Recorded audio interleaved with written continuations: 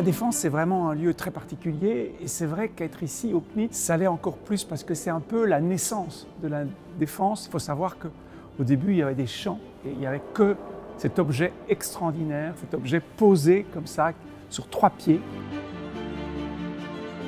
Très vite, l'idée de se relier à cette forme, à sa structure, à son audace est arrivée. Et donc on a essayé de retrouver ces formes-là tout en les inscrivant dans un lien avec la nature, tout en les inscrivant aussi dans une technologie d'aujourd'hui.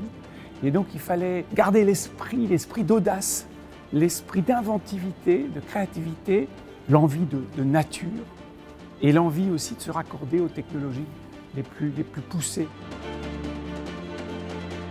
D'abord de créer des émotions, de donner aux gens que quand on va descendre près des pieds du CNIT, on va découvrir un peu les racines du CNIT, et ben on ait cette sensation d'être dans une forêt, alors qu'il soit suggéré par la lumière, qu'il soit suggéré par le mouvement, par le jaillissement d'énergie qui vient de ces arbres, mais aussi par la nature elle-même, dans cet espace qui nous relie à la lumière naturelle.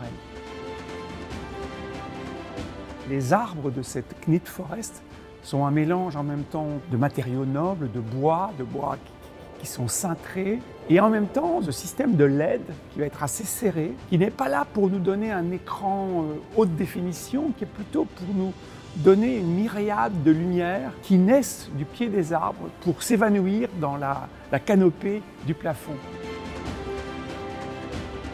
C'est un lieu où on va pouvoir se rencontrer, se regarder.